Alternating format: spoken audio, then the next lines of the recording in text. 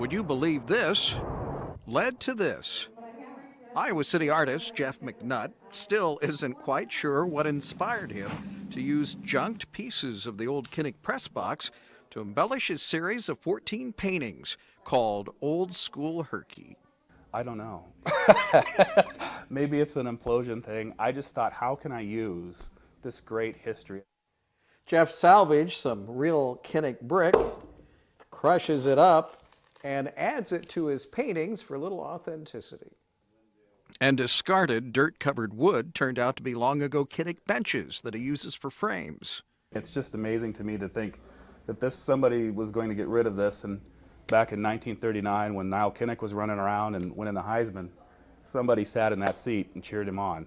His paintings on display and for sale at MC Ginsburg's in downtown Iowa City are inspired by the cartoon creator of Herky, Richard Spencer.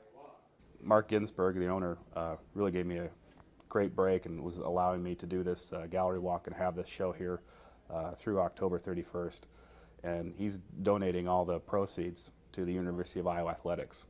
And Jeff, the artist formerly known as Herky, did suit up as Herky back in 1987 and 88. I was kind of the Herky that you'd see at the birthday parties. It's wild to be a student and worried about your tests and so forth, and then to put on a costume and everybody wants to give you a hug. A biotech salesman by day, Jeff says he wants to thank his wife Beth and his kids for his long hours of painting at night. Herky's in the soul, and Kinnick's in the paintings. Maybe, I don't know. Jeff McNutt. I'm Kerry J. Hahn, the Iowa Traveler in Iowa City.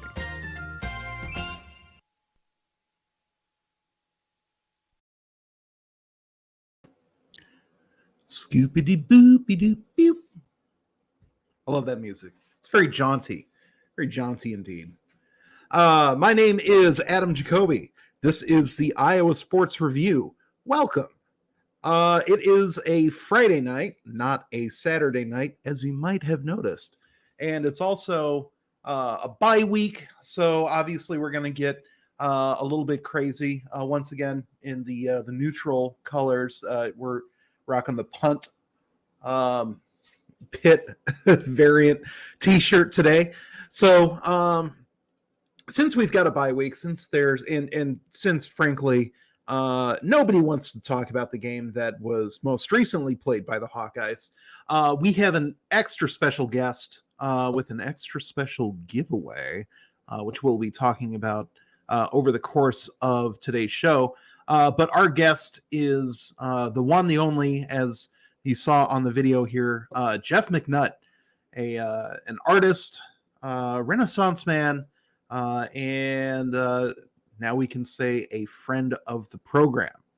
So one of the things that we're going to be doing on this show is giving away one of Jeff's prints from Fry Fest. And it's, I mean, frankly, a stunning visually work of art, but also rather rare. Just 1 out of 5 prints, and as far as I know, not available for sale. So keep sticking around, and if you're subscribed to this channel, you are eligible. Whether you subscribe today, whether you subscribe or did it last month, what have you. So we are so excited to bring Jeff in. There he is. Jeff, how are you? Good, Adam. Hey, thank you for having me. This is pretty wild watching myself 14 years ago. I don't know if I would have the courage to see what I look like 14 years ago. There's a little bit more of this, to say the least. Yeah. And then hop on like, I'm older now. Yep. But, I think the thing that kind of, you look back on some of those things, and I think the one thing that I always kind of go is, if you watch me paint in that video, I'm painting really, really fast. Mm-hmm. I don't paint like that. It was just, I was so nervous, and I was trying to imitate Nick Nolte from New York Stories, a painter thing that was on a movie that I was going to be a real cool guy, and I just. But Kerry J. Hahn was awesome, and it told the story great, and what a great memory to have. So thank you for playing that. Yeah. So okay, so first of all, this backstory is awesome, and I want to make sure that I'm getting it right from what I've read on your website, Mhm. read about you just in general, and then from that clip too. So you took bricks from the old press box, grind them up, and I've never heard of like putting brick or concrete in paint before. I've heard of paint on Mhm. concrete, but Mhm. so and then you just add them right into the paint mixture and paint with that. Well, that's how I started out. Okay. I think that the way I started out was basically, I'll never forget listening to Gary Dolphin talk about renovating the stadium back in Mhm. 2004, and I don't know what went through my head. I think it was a thing I did in school with multimedia, but I thought, oh, there's got to be something there. So that So was your idea. That was my next question yeah, was, and so you put all that together. Did the university like did they contact you and say, hey, this is going to be a we'd like you to do something for it, or no, are you just free? nah, Because you did nah. end up with artwork in Kinnick in the new press box. Yep. But Well, the funny thing was back then. I mean, I asked, and there was probably 20 different construction companies that were doing this thing, and I ended up following the water where it all flowed. And luckily, I did my due diligence and kept emails and so forth. But before they imploded the press box, they went in and gutted the place and took out, doors and handles and all sorts of stuff. And I just wanted the stuff they were going to throw away. And so I ended up talking to, I can't, well, I've got it in my forms, but but I talked to somebody at the university, and they said, yeah, if you want to take the stuff that Peterson Contractors is taking, go get them. And so I went down there, and I thought, oh, got to talk to the Peterson Contractor guy. What am I going to say? And so I was thinking like, hi, I'm this artist. I used to be Herky. I want to paint these little Herkies with, like, what do I say to him? And up that walked this pitch would have guy. worked just by itself. I know. For whatever it's worth. Yeah. Well, I'd never been done, and I didn't know what I was doing. I was just kind of going with whatever. And there was this guy that came up, and it was around Christmas time, and he looked like Santa Claus. He was like maybe 5'6", and he just was a brick.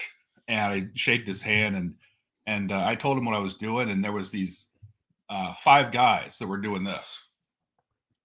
They were standing behind him, just kind of staring at while I was telling my story. And lo and behold, I thought they thought I was crazy. I came back after he goes, come back on Tuesday after they implode the press box. All those guys that did this had audition files. So the brick and the wood and all that came from these guys seeing stuff they thought was interesting.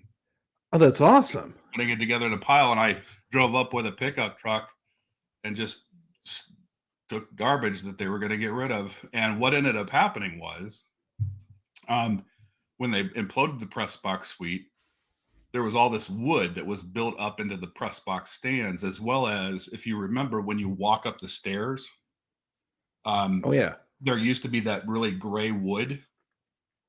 There was a really thick wood that you would walk on. That actually was flipped over upside down, and it was the seats. So it was redwood seats from 1929. That's amazing. Yeah. So I was like, I'll never forget it too. I even took like, there was a sink from a bathroom. There was a press box, photo press box sign, and I so badly wanted to have the sink in our house. And, I was like, honey, and that got nixed, I assume. She's like, I'm like, honey, it's from Kinnick Stadium. She, No. I'm like, but the energy of this play, and she's like, no. She's like, you know how many people have probably peed in that thing? I am not having that in my place. I'm sorry, but I'm like, so it was just fair, that's a fair point. There's only so much that bleach can do, So I just kind of went with the brick and wood. But initially, what I did was just I actually didn't know what I was doing. I went around and went to all these different places to see if they could crush the brick, like into like a dust or something. And I remember back going driving all over the place. There was a place in Coralville that does like a rock quarry thing. I actually was in Adele at one time, and there was a brick place that did crush up some brick. I thought, how cool would this be? Because that's where Niall Kinnick's from. Yeah. And nobody could really do it. So I ended up just sitting down like, some guy out in the middle of the woods, first time making fire. I took this big metal brick and then put it down on the ground, and I sit down there now and just beat it with a hammer. And I take my hand and kind of go like this and just kind of keep it all in. But now what it's kind of graduated to is the brick is actually a stain. So I take the crushed brick and I put it in like a jar with linseed oil and a couple other solvents, and it just kind of extracts it. So on the print that you're giving away, that I'll always be a Hawk, a lot of the dirty brown is actually Kinnick brick. Oh, that's amazing. Yeah, just amazing. So as mentioned, the Always Be a Hawk Hayden Fry print, which we put on Discord, we put on Twitter.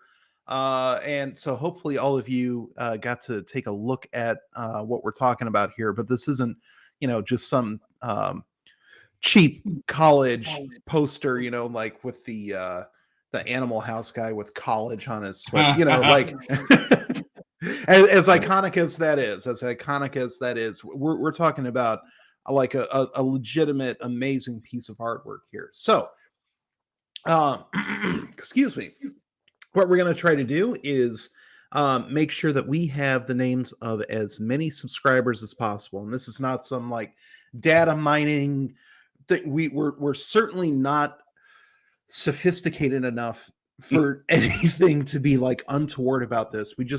We're trying to get as many names as possible to be able to raffle this off. So if you're not subscribed, head to our YouTube page. If you're not there already, go ahead and click subscribe. Not only does it make us feel good, and we like to see those numbers go up, but it tells YouTube's algorithm that this is a fun and enjoyable Hawkeye community that's worth growing. And even if you don't agree with that, just do us a little bit of favor and hit subscribe anyway. Put yourself in the running for this truly amazing print. I'm a little envious, but I'm obviously not going to be eligible. but Jeff, we might have to talk after the stream about getting going the proper route for getting something behind me, because your stuff is really amazing. Yeah. But anyway, I think I want to say to the people that I had like 150 people that hopefully are starting to come on here, and if they're not, even if they don't want to win a print, I've listened to you guys a couple times. I think you're awesome. You got Chuck Long coming up now. You've had some other people. You really have a good way of flowing, and I really enjoy your show. And if there's anybody watching or anybody watching after this, hit subscribe. Listen, so it's a good show. I couldn't ask for more than that. But anyway, thank you. First and foremost, thank you for the kind words. I hope that we can live up to them. And second of all, once we have as many names of subscribers as possible, and if you're worried that your profile isn't public, go ahead and take a screenshot of just your screen that shows that it's subscribed and tweet it at us. We've got the Twitter, we've got the Facebook in the corner. I've got a cat in frame. It's not the worst thing she's done on frame. But anyway, go ahead and just send us a screenshot. Just do whatever it takes to make sure that we know what your name is and that you're subscribed. And by the end of the show, we've got this random raffle generator thing that our handy producer is going to put on the screen. And if you're subscribed, if you've been in the chat, if you've and especially if you've enjoyed this show, we want to get something really cool in your hands, and we're not going to do anything else with the data. Like, again, we're not that sophisticated. So don't worry about what we're going to do with it. We just want to make sure that we're giving this away to as large a pool as possible, and we'll figure out the shipping. It's going to come directly from Jeff to whoever the winner is. It's not going through us or anything like that. But yes, that is that. I mean, that's definitely the big attraction we've got. But also, we have a large and vibrant chat section. We're always happy to see that community having conversations while we're talking. So while you're here, while you're on the YouTube page, as long as you're clicking things and typing things, head on over to the little chat area. And if you've got any questions for Jeff, I'm sure you do. Any praise, any whatever, what have you, go ahead and type that in. We're going to try to get to as many questions as possible. See, look right there. Clinton, hello. Welcome back. It's too bad you can't subscribe twice. Although if you've got any family members whose password, no, I'm kidding. Don't. No cyber fraud, please. None. But yeah, just go ahead and spend a little time with us on this bi-week Friday evening. I mean, what else is there to do on Friday nights? Nothing that I know of. But anyway, all right. So let's see. So the artwork that you do is, as mentioned on the segment that we watched at the beginning of the show, but it's a little bit autobiographical because that said that you were Herky for a little while. Yeah, well, one of them. Okay. I wish I could say I was Herky. There's some guys that were in a fraternity that was called Delta Tau Delta back in 1987, 88. And I was to be one of the Herkies, but I wasn't one of those senior Herkies that, we had some folks that really dedicated themselves and got to go to the game kind of stuff. I was more of the Herky that, like I said in the video, where I was kind of, if they had a special event or something, I'd do it. But I look back on that time, and as a student, I just didn't appreciate what I was doing as much as I do now. Looking back on, just how much fun it was. I think just some of the things that I look back on just kind of silly, like every time that, well, not every time, but a lot of times I'd find myself when somebody would take a picture, I'd end up smiling while I had the helmet on. Yes. And I'm like, you're an idiot, but whatever. Listen, I know exactly what you're talking about, though. So at my previous job, we had a mascot that we use, and I'm not going to mention personal stuff here, but it was, it was like a corporate mascot, and I volunteered a couple times to wear that suit, and the rule was no talking, just gesticulate and like hug back when people hug you. But yeah, whenever we were posing for pictures, absolutely I'm smiling, because like the mascot is smiling, and so you might as well match the facial expression, and it's weird that just like doing that gets you in the exact same mindset, even though people can't actually see it. So yeah, I know exactly what you're talking about. Clinton wants to know. Funny, wait, Herky's not real. Yeah. He's not. I'm so sorry you had to find out like this. We pretended to be him, but we weren't really him. So. The head comes off. Clinton asks what your favorite memory is, even though you weren't, the senior Herky. But surely there had to have been something where you're like, yeah, this is fun. Well, for me, the favorite memory that I had that was fun was, doing the special events and everything. There was one time where I was in Muscatine, and I was doing a mall tour thing with a newspaper reporter. And we ended up driving back. She started driving me back home.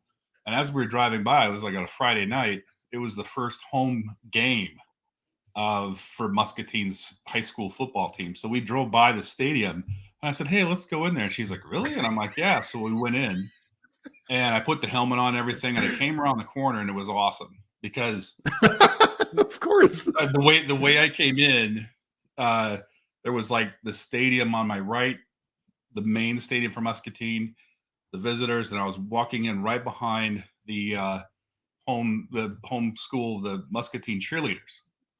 And so all the cheerleaders were staring at the football field, and they were cheering on the team. And they're like, let's go, let's, and then whatever.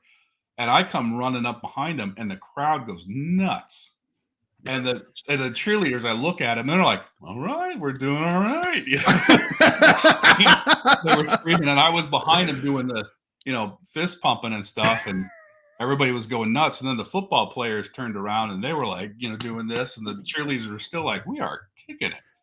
And then out of one corner of her eye, this cheerleader saw me, and it was like, like when you tap on an aquarium and all the fish move to the side. It was kind of like that, but just stuff like that was fun. Or there was one time where I mowed a guy's yard. He was watching a Hawkeye game, and I was going back and forth behind his patio door. I was like mowing his yard so that was kind of fun. But, like in full regalia. Yeah, full Herky. Mowing his yard. Man, that was a different time, because I feel like if you tried that today in 2021, like that'd be a great way to be kicked off the Herky. No, forever. No, actually, really? we were. I think we were a little tighter back then. We weren't as good because you can look back in the photos and you can see, like, these people are saying Herky's not real. There were some people that actually took the helmet off in front of kids. There's pictures of it. Oh my goodness! And you do not do that,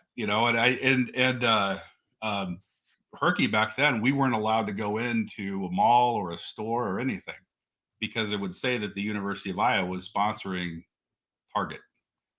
And nowadays, Herky is the reins have kind of loosened, but they really make sure that they're doing the right thing. But I think that for me, where they are today is much. It just seems like it's the right thing that they're doing. I mean, they have every student. It's a good balance. Every student has an opportunity to try out. And they didn't have that back then. It was a fraternal thing, and so the way they're doing it now, and also the training they have and the actions and so forth. I worked at Disney marketing in 89 and 90, and got to meet some of the mascots down there. And the way they train the Disney mascots and the movements and everything, that reminds me a lot of what Herky's doing today. And we didn't really have that kind of training. So they're doing a good job. Yeah. Well, that is fascinating. And it's really fun to hear I guess something close to a subject matter expert, or at the very least a veteran of some sort who is able to. Well, I mean, you're able. Yeah, to I know. Yeah, I see little details and subtleties that I just don't have the eye for. We'll put it that way. So yeah, that's cool. That's very cool. Yeah. And I'm a little bit nostalgic for the helmet Herky. Like, I get why they sort of went away from it. It did look a little antiquated, but like, I still that's still Herky to me. And maybe it's because I'm old enough that that when I was going to college and high school, like, that's what Herky looked like, and everyone says that, like, your teenage years are the real formative years. But I still miss it. One thing to point out with that is that with that Herky, a lot of people don't really realize it or think about it, but we were really one of the only, I think maybe the only school that had two mascots. Oh, football and basketball. Yeah. Yeah. Well, so and we didn't really have a Herky. Like, if you took that helmet off of Herky, the football Herky from the 80s, that would probably scare everybody.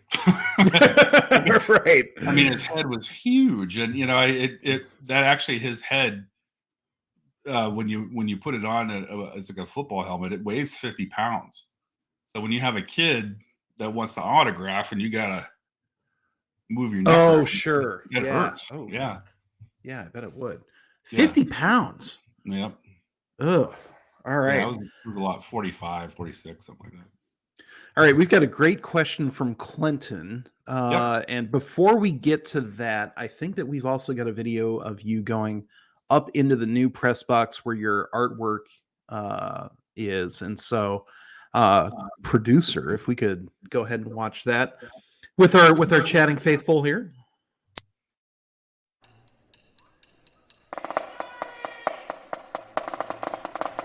You guys want to give us a Let's Go Hawk?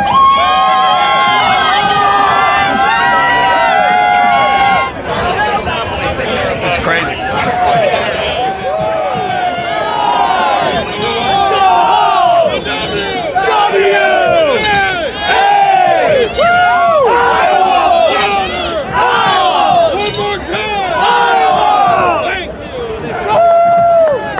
That was good. That was cool. I'm an artist. I used to be Herky, and when they imploded the press box in 2004, I got brick and metal and wood and worked them into my artwork. And I've got 7 pieces up in the press box. Just getting some of the Hawkeye fever from everybody. So, yeah, it's a lot of fun. Yeah, thank you. Let's go Hawks! Let's go Hawks! Let's go Hawks! Let's go Hawks! Let's go Hawks! Big eye on the ceiling. Isn't that freaky? Awesome, man. I love that. Let's roll.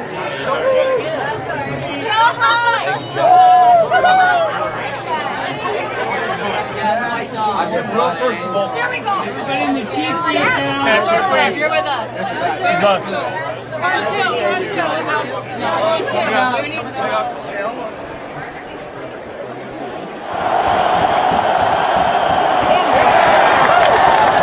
He's cheering really loud. It was wild to come back because I forget a lot of this stuff. You know, a lot of the different Herkies that were behind it. You can see one back here that's kind of cheering, and there's one up here, but then there's some other sketch marks of older Herkies and stuff. And then this whole thing is, you know, the eye. Of course, that's obvious. I started having these little shapes, and then I thought, hey, how cool would it be to work in the word Iowa and the light? So there's an I right here. There's an O. Oh, I see right that. here. Yeah. Oh W, my and God. A. And let me show you over here too.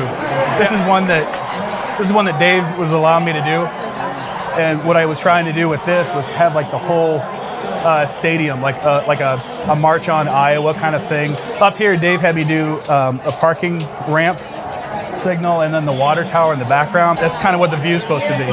It's about the swoosh, the marching into the stadium, and that kind of composition.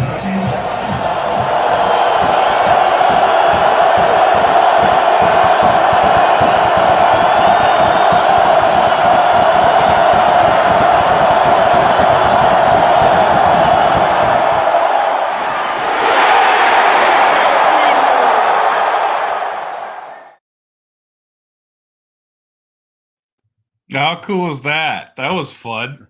I forgot was about about to that. ask you that exact same question. Like, That was seriously, just- like, how cool is that? No, I mean, I think the thing. I guess that's kind of arrogant for me to say. How cool it is that you guys are playing it. I haven't seen that video in like 7 years. You know, it's just pretty wild. But thank you for playing that. Hey, happy to be able to show it and be able to show off everything you've got. All right, so let's get back to that question from Clinton because I am genuinely curious about this too. What other artists do you get motivated by? Well, you know, when it comes to my Hawkeye stuff, it actually started with these 1950s old school Batmans. So if you look at the 1940s and 1950s, Bob Kane-ish kind of, can't remember, is it Bill Finger? I can't remember the name of the artist, but the guy that did the old school Batmans, they have this really thick black line. And for some reason, when I was a kid, I just got mesmerized by that line, that color. And I actually was painting that before I was painting these old school Herkies. So you just kind of blended in. I don't know if it's because, you know, we live in Iowa City and Hawkeyes are everywhere, but it was just, it just kind of blended into that. So that kind of influenced me. I think as an artist, though, there's some painters that I really love. One of them is a guy named Robert Rauschenberg, who is somebody that really inspired me with the "I'll Always Be a Hawk" painting that I did for Fry Fest this year. It's a lot of multimedia painting, putting on stuff. I find that I oftentimes will put on paint, take off paint, put on paint, take off paint, until it becomes this thing that I just can't plan. I mean, yeah, I can have the certain Herkies or, certain things going on, but I just really like the grittiness of it. Robert Rauschenberg, Andy Warhol. Let's see, who else? Jasper Johns is another one. He's kind of a Rauschenberg guy. But really, it's pop art. Roy Lichtenstein. Sure. A lot of those different artists, the pop arts and that kind of thing, and then also just that rugged 1960s multimedia type stuff. So yeah, that's really inspires me. Yeah, I'll show you how much of a geek I am. I got oh man. Yeah, that's one of my inspirations is Batman there. So awesome. That kind of stuff. Heavy. I'm already blanking on which museum it was, but I had gone to a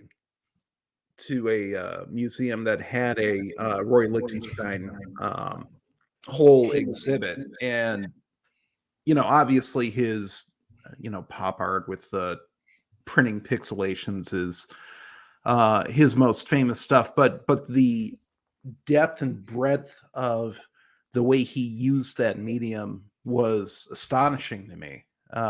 Because there's usually those like 2 or 3 different like very specific types of artwork from him that you usually see, but to see a full like room of it and all the different ways that he explored that, yeah, just awesome.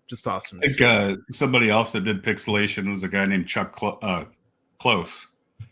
He took pixels and photographs and broke those down too. They're pretty amazing. But yeah, I mean, anytime you go into a museum or a gallery and you see a body work or retrospective, it's just there's something about that energy that just totally palpable. Yeah, that's what and I think that's what I love about doing the Hawk stuff is that really there's an energy there when you go to the game. When you watch that video, when I say how cool is that, I think it's how cool are all those people that are just out there celebrating and having a really good time. And there's sort of this Thanksgiving feeling in the air. And that's why I love being part of this kind of crew is just because of that kind of thing. So, yeah. And it is an energy and that is, I'm not sure how to make it or how to explain it more specifically than that.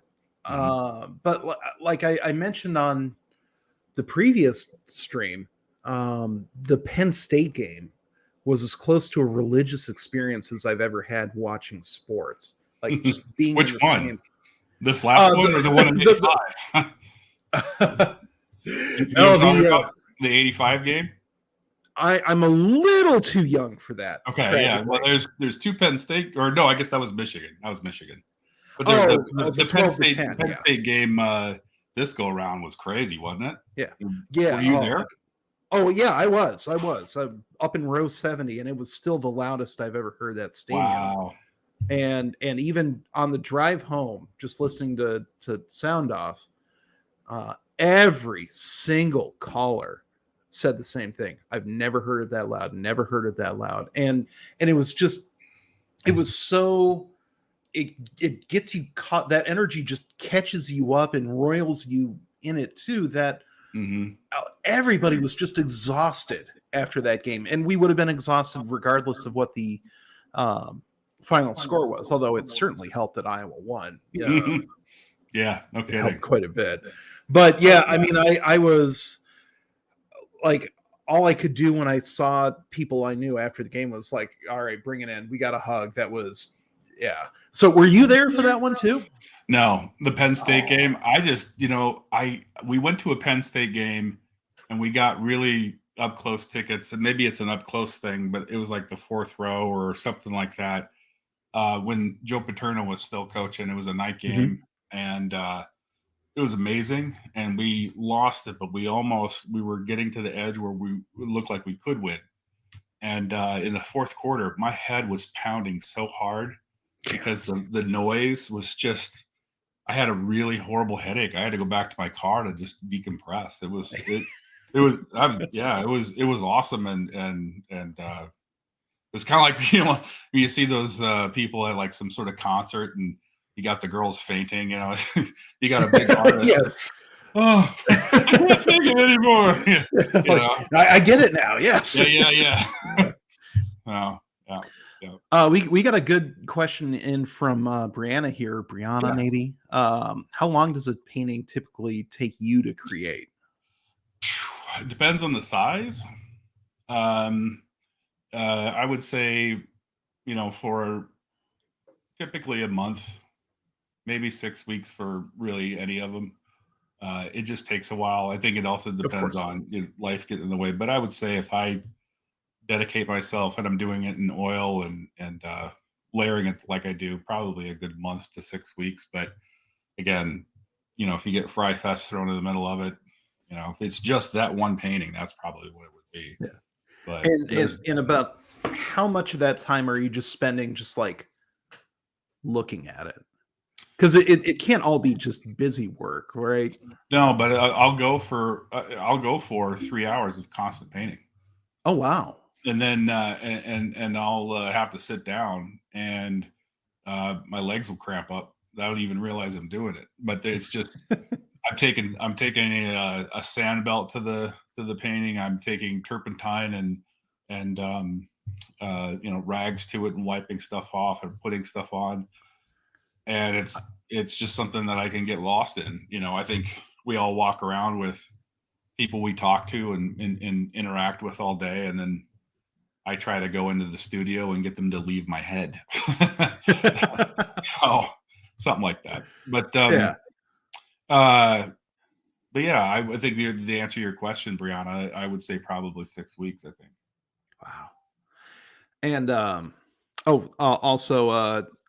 I guess we have to say hi to Eli on this Zoom call that we're doing. So let's wave hello to Eli really quick.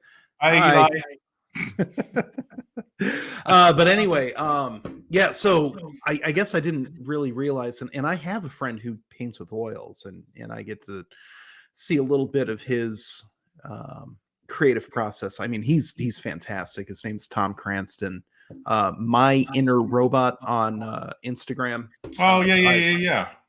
Oh, you know who that is? I think so. Yeah, I'm pretty sure. Oh my goodness, I've known him for forever. Another Iowa City guy, but I'm lucky enough to have known him for well over a decade, and he likes to put a lot of his creative process on Instagram, which I really appreciate, and it seems like there's a lot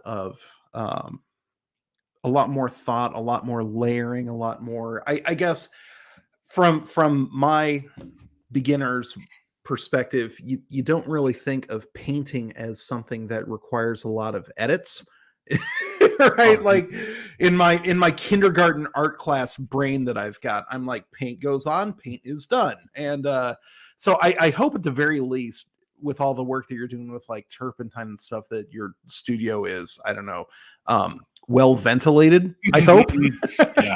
It used to be an old NASCAR garage, and that'll do it. Yeah, I've got actually 3 giant carports, but one that I can open up. But that actually is a thing. As it gets to the winter, I need to put in a larger fan. We have a couple fans, but I really need something, and I don't slop it on too hard with the turpentine. But the last night, got done with work and went over to the studio and did some stuff. And I've been told you need to watch it. I had one time where I didn't realize that I had you have to really be safe with oil paint. I mean, the wrong thing, it can spontaneously combust and sure. Oof. Yeah. So yeah. So okay, we do have another question, and so you were in Iowa City when Hayden was there, and you've been doing this Fry Fest stuff with him. Do you have any Hayden Fry stories? I mean, I guess technically, like everyone probably has one or two, but anything unique from your perspective? Like, did you ever interact with him? Did you ever get his input on any of these prints while he was still around? Yeah. Nice. Actually, the first Fry Fest, I did the painting for them. And they approached me and said, we'd like you to do a portrait of Hayden. We want to make a poster of it. And so I was like, absolutely. And I said, the only thing I want from this, they were auctioning it off. They auctioned it. Mhm. And then they sold posters for like $10 a piece. They had sold like 1,000 or so of them. And so the only thing I want is a picture with Hayden. They're like, they're putting a kibosh on it. Shirley's like, no, I don't know at the time. I think he may have been sick at the time. Mhm. But they found out that I was giving all of it to the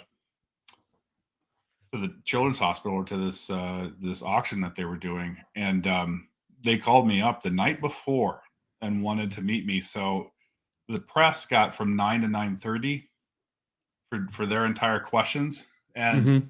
I got 8:30 to 9. So it was like just me and him. So then I was like, yes. Oh my Yeah. God. So this was like, I literally was driving around and I got this call. And so I ended up going and getting my painting and getting my easel and getting everything set up, went to the Marriott, double checked, triple checked, had everything ready to go. And then I had on a black suit and a yellow tie, and I was just ready for, Hayden to come in because we were going to sign the painting. And so I'm standing by the door and I hear the voice, around 8:30 coming around. Well, yeah, the blah, da, da, da, da, and I'm like, oh my God, it's Hayden Fry. So he walks through the door and I'm like, Hayden, it's nice to meet you. He goes, yeah, it's nice to meet you too. And he walked right by me and went like 15 feet over and went straight to the painting. And he's like, wow, look at this painting. He's got the Tiger Hawk hat on, sunglasses. Shirley, look at this painting. He's looking around the room like he's lost something. And then the entourage comes in and they say, Hayden, this is Jeff McNutt. This is the guy that did your painting. And he gets up in my face and he goes, you did this painting? And I said, yes, sir. He goes, no, you did this painting.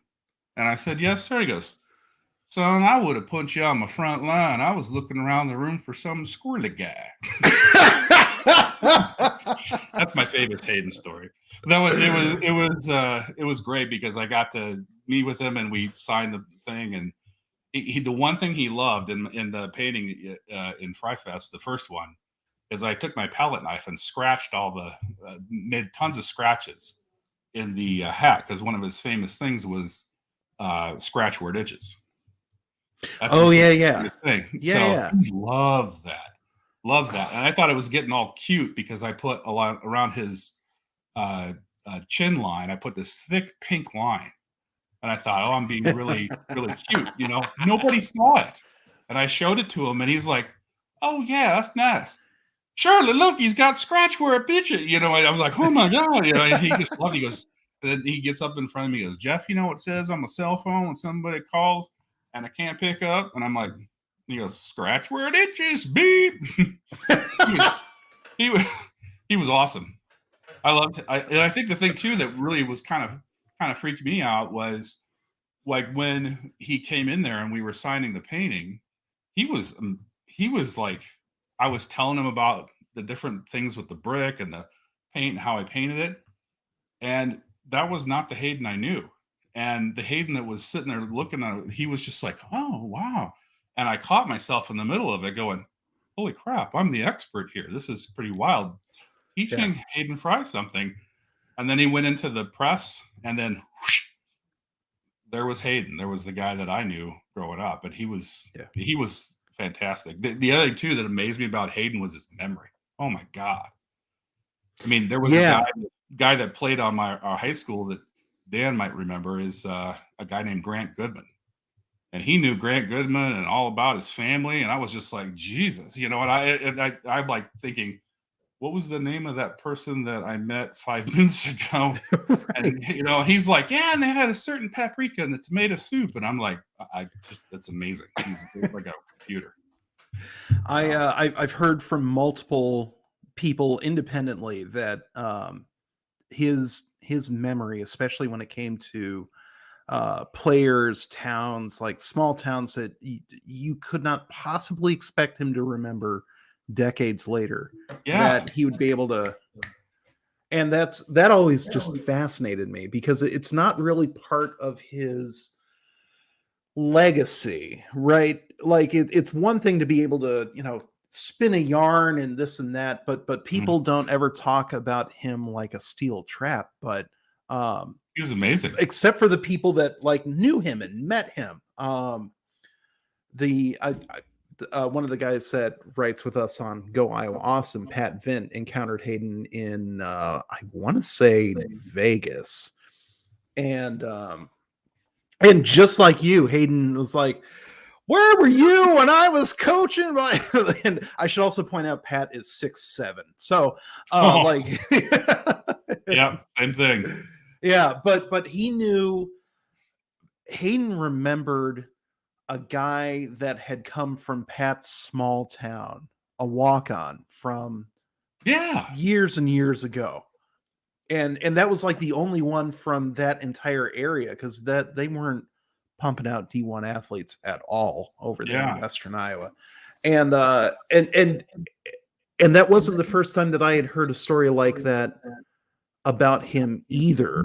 Mm-hmm. So like it comes from everybody who encounters him, that was the sort of guy he was. So I'm really go ahead.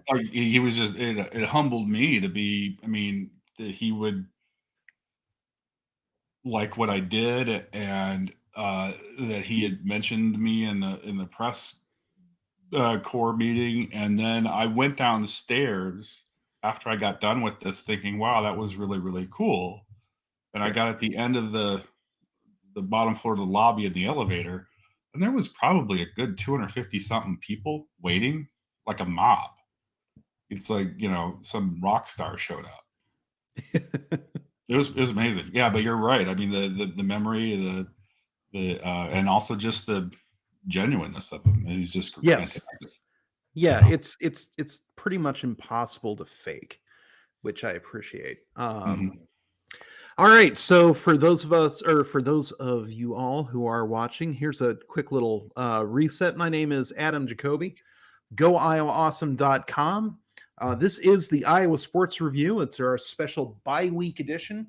And since we don't have a football game to talk about, and we're not talking about the football game that just happened, we are blessed enough to be joined by Jeff McNutt, an artist from the state of Iowa, former Herky, or one of the Herkies, a junior Herky from back in the day, and one of the most prolific and amazing, visually stunning artists that occupies the whole Hawkeye realm. So, thank you. Thank you very much.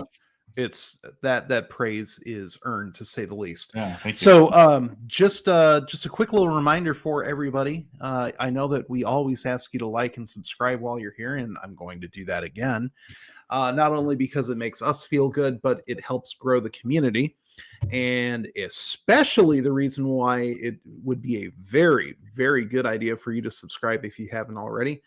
We are going to raffle off or give away randomly a one of Jeff's Fry Fest prints, and it's about as high quality as it gets, numbered 3 out of 5, and you said they're not for sale, right? Well, if I could describe this a little bit. So go ahead. At Fry Fest, they gave away 500 posters, and they were beautifully done. And the Fry Fest coordinators were the ones that sponsored it. They were very thick and 24 by 36. The prints that I'm the print that I'm giving you, the number 3 out of 5, was just my own little private giclée. They call them giclées. It's a fancy French word for fine art print or a heavy jet spray of ink. And so this print is on a watercolor paper. It almost feels like a thick lithograph wannabe kind of, a really thick watercolor paper. And the color is just very striking. The people that do it have worked on Norman Rockwell's prints and some other prints around the state. So we're blessed here in Iowa to have this particular printer, and I only use them. It's called Gamut, and they've been awesome, and they've housed all my prints. So this one is it's 24 inches high, I think, by 16 or 17 inches wide, and there's like a 1.5-inch border around it so that you can frame it really nice. But signed and numbered, and I mean, if you're going to put a value, that's that's the cardboard that it would come in. I mean, art is what somebody's willing to pay for it. I mean, this could be worth $1 gazillion or $1, depending on who it is. But in the market, I would say this is probably a $500 print based off of what people have wanted to pay for it. So, but I'm not selling these 5. I gave 2 to my to some people on my Facebook page, 1 to you guys, and then I've got a 4 and 5 that I'm not sure what I'm going to do with them, but I'm sure you'll have viewers that want to have us raffle them here again too. So, but I'm sure. I am sure. I think that one of the things that I feel blessed is to be able to be part of this community of artists in Iowa. I think that there's a guy named Sean Thompson who's an artist. If you look up him, he does these charcoal drawings of some amazing Hawkeyes, a lot of personalities. There's a guy named Randy Engel who is does the Kinnick Under the Kitchen. You guys have probably seen that. If you go to a Facebook page, Kinnick Under the Kitchen, I mean, he's there. There's just, I think the thing is that art is an expression of something that you're really feeling, and I feel like I try to put that on my canvas so that when it's on the wall, you feel that kind of permeate off of it. So I think you can kind of feel that with this particular print. It's harder to get even off the computer screen. That same exact energy that we had talked about already just jumps off. Yeah, I don't know. So can you guys blow that up at all? I don't know if that's possible. There you go. Yeah. Get in there a little tighter. You can see on the left-hand side. So all these different pieces in here are actually authentic memorabilia. On the left-hand side in the middle, where the Tiger Hawk backside of his head is, and underneath one of the kicking Hayden's is a bunch of tickets. And all these tickets are authentic tickets from his era. And they're very clear. And when you see it in the print, they're very clear. I think the one that really I loved having in there was a 1985 Iowa Michigan ticket. There's 3. That was the big number 1 versus number 2 Hayden Fry thing. The other thing too that you can see all these little circles of the bowl games. So Hayden had 14 appearances of bowl games, and so what I did was I found all the different official bowl pins, and I deconstructed them and took the paper out, and then applied a paste to that bowl pin. There's also some football cards where he had some of the 80s guys, and then I started to put these football cards down there towards the bottom. You can kind of see them on the left-hand side or in the bottom if you want to scroll down a little bit. But it started to become this thing about the football players, and I really wanted to make it about Hayden. And the thing that it's kind of lost here a little bit is in the middle. You can see him kicking 3 times. I don't know if you see that, but yeah, right in the middle there, I that kind of got lost a little bit. Everybody wanted the kick to be in there. So obviously. I think the other thing too is this would be interesting if we can try this. I don't know if you can kick this in, Dan, but on the right side of Hayden's head at the top, where the white part is. Scroll into or zoom in on that, like right where it's all just white towards the top. Yeah, keep going. Keep going. It's starting to appear. Oh, that Keep looks going. like the. All right, so you're not going to be able to see it, I guess, but the paint, if you were to look at it, the paint is really, really thick, and so there are tiger hawks in that white that are actually texture that come out, so you can only see really one of them but barely. But yeah, there's tiger hawks all everywhere. I think for me, it's amazing to think about, with Hayden and the whole Tiger Hawk story, how he brought that whole thing to life with Bill Colbert, the guy who designed it. I mean, here we were, a struggling program in the 70s, and then he comes along in 78, redoes the whole thing, and has this contest, and has Bill Colbert design the Tiger Hawk, and it's just amazing the transformation it's had. This original painting is 48 by 72 inches, and one of the things that I think is kind of fun is it's at the Hyatt, or is down on the Hyatt in Coralville. It's where the Marriott in Coralville used to be. They've changed the brand or moved it to the Hyatt, and I put in some. There's the Kinnick brick. You can see throughout the Tiger Hawk. There's this dirty brown up where some of the players are. There's kind of a dirty brown. That's actually a Kinnick brick stain throughout it. Nice. But then I put this diamond dust and gold fleck in the painting, so when you walk by it glistens. Oh. And as I always kind of wanted it to be like Hayden was always kind of Vegas to me. He was always a showman. He was always just kind of a presence, and so I wanted to have that happen. And so when you go to see the original, if you ever do, that's been a lot of fun. I have another painting that I did this year that was just coincidence. Was the Cedar Rapids Airport had me do a Hayden painting at the same time. So if you go out to the airport at Cedar Rapids and you fly in, next to the baggage claim, they have a permanent display now of another 48 by 72 inch painting of Hayden. And the whole thing's like a huge tiger hawk with him yelling and with players, and it's got that gold fleck throughout it too. It's just been a pretty amazing year. So I would say so. Yeah. So I guess I'm flying out of the Eastern Iowa Airport for now. That's right. That's what it's called. It's not the Cedar Rapids. It's Eastern Iowa Airport. Yeah. Finally, a reason to actually drive on 380.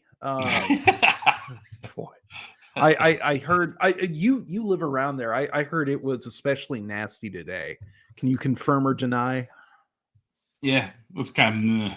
The weather outside was meh with a side of meh. Yeah. I think the thing that's frustrating is that they always seem to want to rip up our roads during the football season. Right, when we need them the most. That's right. All right. One more request for everybody who's watching. We are here not only to celebrate Jeff's artwork, but to give some of it away. Specifically, one of the prints of that artwork right there. So, if you are a subscriber, hopefully you're entered. If your profile is public enough that we can see who you are, you're already entered. If it's set to private, if your subscriptions aren't public, either make it public for the next 5-10 minutes, or if you want to tweet or send a Facebook picture of a screenshot of you subscribe to the channel, just send it to either one of those social media addresses right up there in your upper left corner. Just let us know that you're subscribed. That's all we need to know. Like what your name is, that you're subscribed. And I think we're coming pretty quick up to the giveaway portion of our program. let's see. Hey, can I answer what Clinton's questions? Is there a Batman Herky yes. coming? No. Yes. Is that a DC problem? No, it's a DC licensing. So what I did one time is I took the Tiger Hawk and I flipped it around backwards and forwards. And if you flip the Tiger Hawk around quite in just the right way, I have found a way to make the bat signal out of it. Really? I thought it was really cool, but it's just no, not gonna happen. No. So I mean, it's just I think the thing is if I own DC and I own the University of Iowa licensing, maybe I could see doing it, but yeah, I think there just becomes this legal thing, and then it's a Tiger Hawk thing, and it's just bizarre. So yeah, no Herky Batmans. Yeah, that's too bad. But I mean, when you start getting mixed up in the intellectual properties of one, comic books, and two, collegiate athletics, that is oil and water all the way right there, which is a little bit of a shame, but I get it. I totally get it. And some high praise here, and again, well-deserved praise from Brent. Thank you both for doing what you do. Brent, all I do is talk. We've got an actual artist here and sharing your great talents. Have a great day and go Hawks. Fully agree, Brent. Fully agree. So, all right. We have been on for an hour. Dan, do you suppose that's enough time? Should we get this giveaway going for our lucky subscribers? Maybe. Tell you what, Dan. Maybe you should tell too. Whoever does win this, I'm going to be shipping it to them. I think that's yes, and just want to make sure no one's going to get stuck with a bill or like come pick this up, this or that. This will be shipped directly to you guys. So whoever wins this, we want to make sure that we handle this properly. So we'll try to contact whoever the winner is, and on our website, which is just iowasportsreview.com. There's a contact form. You can send us your address that way. Send it to us in a DM on our social medias. We obviously, again, don't want to make any more of your personal information public than absolutely has to be. So the easiest way for us to get the address of whoever the winner is, just go to iowasportsreview.com and scroll down to the contact page. Like, it's a pretty bare bones operation on our .com still for now. But yeah, so hopefully our winner will go ahead and do that. And Dan, if we've got an updated list ready, and again, for everybody's privacy, we're not going to show the names of everybody that is subscribed. Again, we're not doing this for untoward reasons. We just want to make sure that as many people as possible are in the running for this awesome piece of artwork. So let's see. Drum roll. Got some actual wood here to knock on. Generate that winner.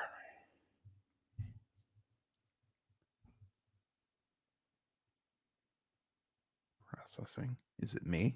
It better not be me. Yeah, Adam Jacobi. Oh, I'm so lucky.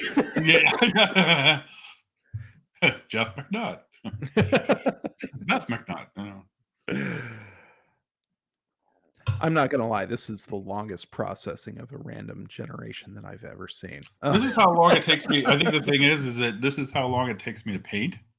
Oh, so sure. Yeah. It's about process, it's about moving things forward, that kind of a deal. Well, and we've got a little bit of a technical difficulty momentarily. I assure you, we're not going to head on out of here. We have no plans to head on out of here without declaring a winner here. So I think we can I could do rifle questions. Clinton's got a lot. Yeah. Scroll down. Let's see. So so aside from the one that Hayden loved, because that's an obvious answer. What's your favorite of all your Iowa artwork? Which I realize is like asking you to choose favorite children, but come on, people have favorite children too. It's the one I painted for my wife. Really? No. Well, I mean, yes. No. No, it is actually the one I painted for my wife. She's wanted one for forever, and I did one that was like 60 by 72. Oh, we got a winner here. Andrew Morfeld. Andrew. Very nice. Congratulations, sir. That is so. Andrew, if you're watching, please tell us you're watching. Just hop into the chat. Just let us know you're here. And then while you're here, again, go to iowasportsreview.com. Give us your mailing address so we can send this awesome artwork out to you. Or figure out some way to very discreetly and privately send us your mailing address. We are super pumped for you to get this. It's as close to one of a kind as people like you or I are going to be able to get. And I said it before, it's an automatic centerpiece to everything that you could want for your own little Iowa shrine. So congratulations, Andrew, once again. And hopefully we will be getting this out to you very, very shortly. With that said, it's been an hour. Jeff, you've given us more than enough, not only in terms of the giveaway, but just the stories you've got. The Hayden stories, one for the ages, as most Hayden stories are. I mean, that was the sort of guy that he was. But to be able to hear it from your perspective and from standing in your shoes. I mean, I literally got goosebumps while you were telling me that. I can't even imagine what it was like for you in the moment. So thank you so much. Yeah, it was fun. I think Squirrely Guy will never be something that I'll forget. Oh man. So thank you so much for joining us and everyone who's stuck with us for this show. If you're still watching, thank you for joining us as well. We do this show for all of you. We do it a little bit for us too, don't get me wrong, but I have plenty of ways to stroke my ego without involving 150 viewers or 160 I hope that we're up to now on subscribers. So this chat is the reason why we do this, and this community is why we do this. And we're blessed to be able to give back to the community already. So thanks for helping us keep this growing. Thank you for supporting our channel. Thank you for joining us on a Friday night that is, blah outside. Thanks. Sorry. You got to get these right. And thank you all for joining us, for all your support. Thanks for being Hawkeye fans. As always, my name is Adam Jacobi of GoIowaAwesome.com. Go Iowa Awesome. Go Hawks. Go Hawks. Good night. Thanks, Adam.